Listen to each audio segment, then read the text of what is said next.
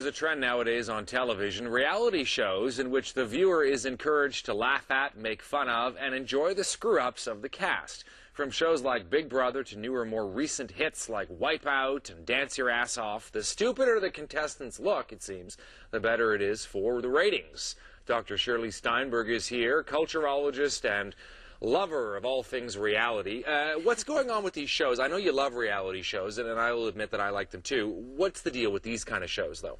Well, they are schadenfreude, and we've talked about that before, but they're also just so exploitive of the people that are involved in them. I mean, we've always had Candid Camera, and then we had the America's Funniest Videos and all that stuff, so people have liked to laugh at things, but this has taken laughing to a whole other edge. The other thing with all of them is that they have a point that's not about laughing, but getting to the point, like to win the money or to win the game, means that you make such a fool of yourself. Schadenfreude, that wonderful expression we love, which means taking pleasure in the misfortune of others. Right. Wonderful German word. And Wipeout is one of those big time. So let's talk about Wipeout. Basically, the whole deal with this show is people are on this strange obstacle course, and they're just making complete idiots of themselves. Yes, and they get whacked in the head and hurt. I mean, it's a very painful thing, and I'm just astounded. If I were a lawyer for injury, I would be fascinated how these people, first of all, don't get hurt, and if they do, what kind of clauses do they have in their contract? Because they run into things, they get hit in the face, they fall.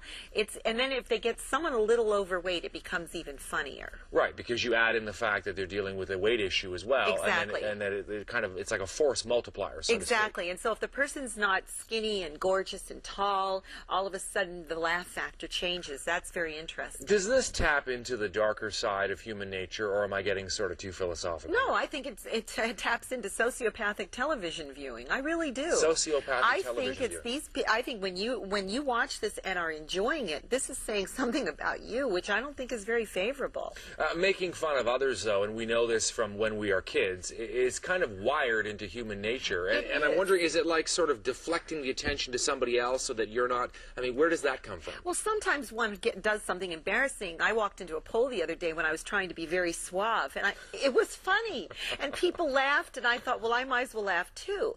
But people didn't expect to see that. But now people are tuning in, hoping to see people get hurt and knocked in the face and that kind of thing. The other one, the Dancing Your Ass Off, is Dancing Your Ass Off, yes. Now, that's a dance show, but what they do is they've taken about 200-plus weight people. So they're not obese like Biggest Loser, but they're large, and they are people that are ex-cheerleaders, ex-dancers who've gained a little too much weight, who want to dance. So they've got the rhythm, they know the basic moves. So that stuff's good, but when you see them posing in underwear costumes, and you see all the bulges and all the cellulite, and then you see them dancing, you wonder where the dancing aesthetics ends and where we're watching someone who's way too heavy doing this. And there's also this kind of carnival-esque freak show thing, you know what I mean, going on a little bit, where they're trying to torque that up. And I've looked at the audience. Most of the audience is thin.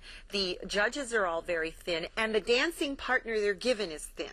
And, of course, also the producers, in some case, in order to make the show more interesting, will give booze, if we're talking about reality shows, booze, sleep deprivation, other things to sort of make the people, the contestants, on edge, jittery, and more likely to, Jersey Shore, act out. And do nasty things. And do nasty things to each other. Yes, do nasty things to each other. And it's like with Big Brother this year, all of a sudden they've jumped first day into being nasty. There's not 2 or 3 months of getting nasty. So now I'm wondering where are we going to go from here? Long-term impact of watching shows like this? I hope we get tired of them sometime.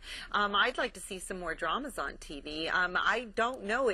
What has happened is Hollywood has lost a lot of actors because they keep casting reality shows. And it certainly does feed sort of a nasty side in us, the viewer. And it does. And we have a financial crisis. People are down on their luck, and maybe they like seeing people hurt more than they are. Interesting. Thanks very much. Okay. Visit ctvmontreal.ca for the latest news. Plus, join the discussion and get instant updates through Facebook and Twitter. Stay informed and stay in touch.